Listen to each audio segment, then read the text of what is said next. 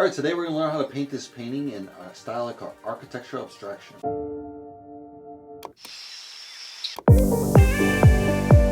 Alright, the question of the day is, who is Joseph Albers?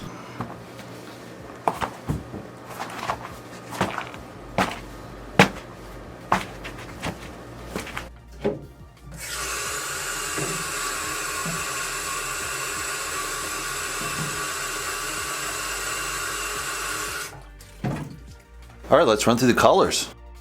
Red oxide, alizarin red, cad yellow, primer yellow, phthalo blue, phthalo green, quin blue, Mars black, titanium white. Alright, we got our initial stage of the green down. I think we're going to break it up with a little bit of white lines so the later layers will kind of pop on top of that. We're going to clean up probably some of the drips a little bit to make them not so...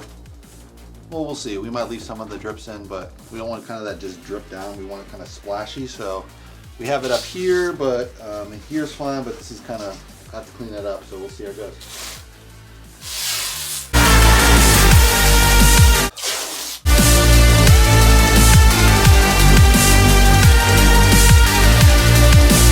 Don't use crappy gesso, guys.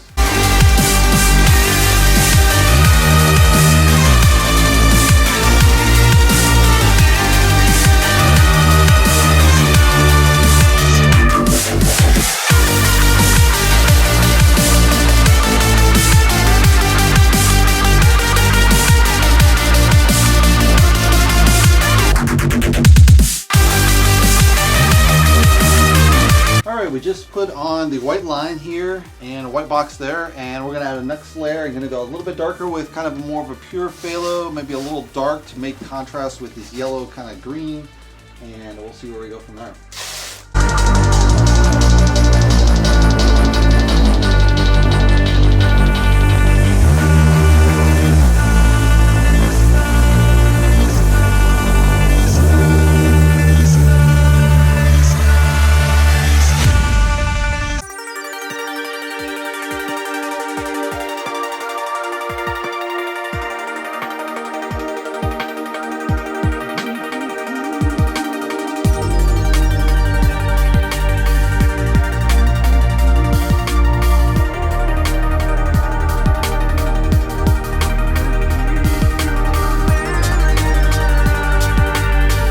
We just got in that dark green layer here, and up here as well we had a little bit of line work coming in. I think what we're going to do now is add some white lines before we add the next layer in, so we have, you know, that different layers kind of popping through and give it that really punch for the next layer. So we're going to add some more white.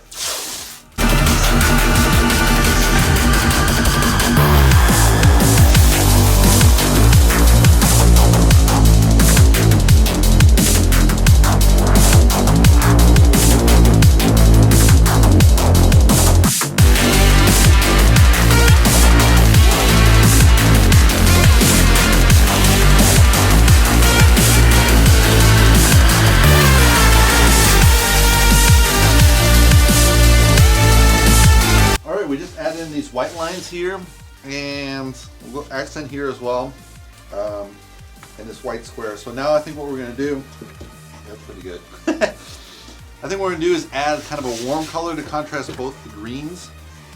Or I could leave this in a kind of blues and, you know, blues, yellow, and stay in that tight range of blue to yellow to green. But I think I want to use a little bit of orange to kind of make those greens really pop, and hopefully that works in the end. Hopefully it doesn't get too colorful, like rainbowish. But I definitely want to kind of add those warm to cool colors to kind of really contrast that, I think, right in this middle here, and we'll see where it goes from there.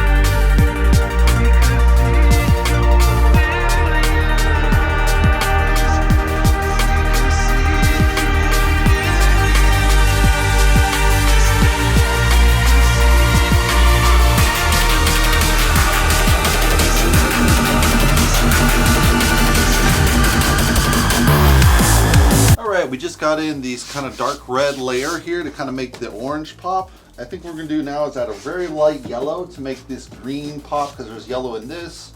There's no, well, there's yellow obviously to make green, but it's a phthalo green, so phthalo is really just, it doesn't really have, it's a particular color.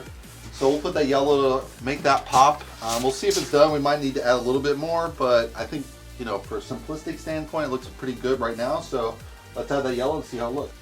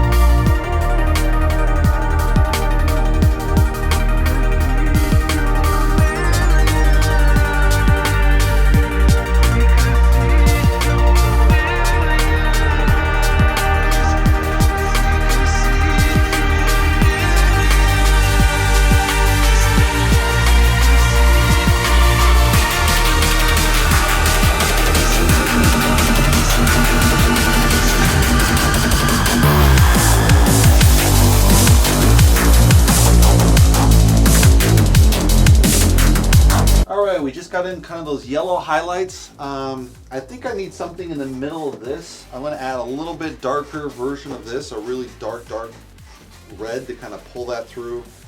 I don't know if I'm starting to overwork it. I think I covered the white really well. I overlapped it.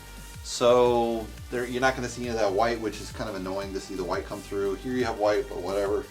So I'm going to add that dark, maybe there, maybe there, maybe there. And see if that's finished. Hopefully that's done. So I'm just going to add a little bit and we'll see where it goes.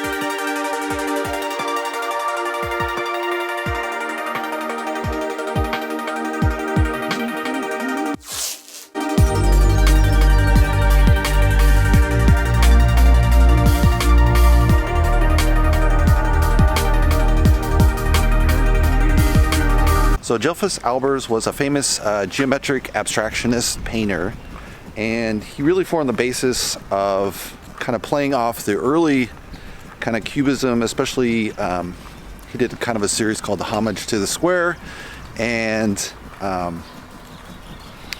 that kind of launched his geometric thing. He's copying, obviously Homage to the Square is off of Malevich, who painted originally the square, and Suprematism in the early Soviet kind of style of constructionism, and later obviously that was banned under socialist realism as Stalin came to power, and they just kind of squashed all that earlier progress. And Albers really taught at school and taught a lot of teachers, a lot of famous artists later, such as Rauschenberg.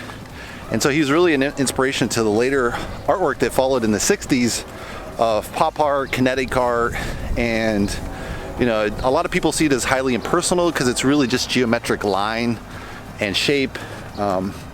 There's no drip, it's just really solid shape.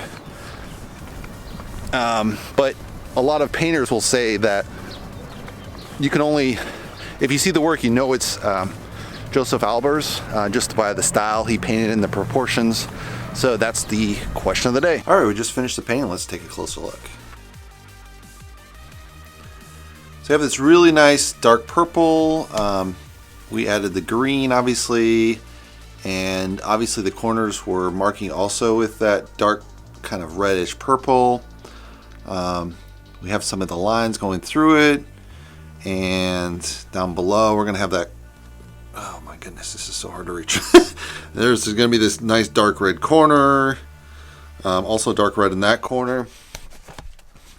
So I think overall I like it. It kind of feels a little bit disjointed in the sense like it almost feels like the shapes are moving away from each other because there's not really that bold, dark area. It kind of has like those mid-tones are mostly dominating. It has a little bit of light with a really light yellow. And obviously the light green is very light as well. So we have, I think, good grays to dark to light balance in the painting. But again, it doesn't have that bold kind of dark sides. I didn't want to over dominate that. It tends not to be a very popular thing to do with dark paintings. So you got to, you know, kind of balance that out with the market, what the market's out. I've added that kind of orange, but it's kind of more of a brown, I would say, kind of a terracotta color. It works well with the green, I think. I was hoping for more kind of a pastelish orange to really make that green pop, but you know, they turned out as it turned out. The yellow looks good. I added that little triangle at the bottom to kind of make that pop. It didn't seem like it was balancing with the yellow, and then I felt like it needed a little bit of dark to balance out the reds, and it does make the reds pop quite a bit. Now they look much more redder with that really dark, almost purple, but it's still on the red side. But once you add black to red, you're going to get a really, you know, very close to purple, because you're combining all the colors, red, yellow, blue. Yeah, red, yellow, blue. But you know what I'm saying. Yeah, I think it's overall pretty cool. Yeah, it just feels like kind of like the shapes are moving apart from each other. I like it, I think. I think earlier it had a kind of a nice simplistic look, which I do like a lot. And I was very tempted to stop there. But I just wanted to add a little bit more, fill in those white areas. I didn't feel like the white areas were... It just looks a little amateurish, I think, with the white areas. Originally, I was going to intend to go over all of the colors again and kind of multi-layer it, which I used to do in my older style, but I kind of like this purist style, just one coat done. Probably a lot of people are going to think it looks not as good as it could, but I like that really bold brushstroke mixed out with a really tight geometric shape. So it's kind of that fight between organic feel of the brushstroke versus it's kind of confined in these areas. So it has that balance of structure versus organic versus kind of the violence of the brushstroke is really bold. You're not going to see that in a smaller, highly detailed realist painting per se. So you can only get that kind of an abstract, I would say. Occasionally you see it in realism, but usually realism, the brushstroke probably might be as big as this while remaining realist. And, you know, I'm using a big ass brush. So it's one of the advantages, I think, of abstract in general. You can, my friend Praveen, he also does abstract realism, and he uses a big brushstroke as well. So he kind of tightly detailed in the abstract set as he goes. So there is a process to do that in realism, but most realist painters don't do that. Myself included when I do realism. I'm just not there as far as that kind of realism to abstract feel to it. But, you know, this style I think is, you know, very good. I think it's a good painting. Hopefully you guys like it. Give me a thumbs up. If you want to subscribe, you can subscribe below. And check out my Patreon account for the full version. And I'll see you in the next painting video. Thanks, guys.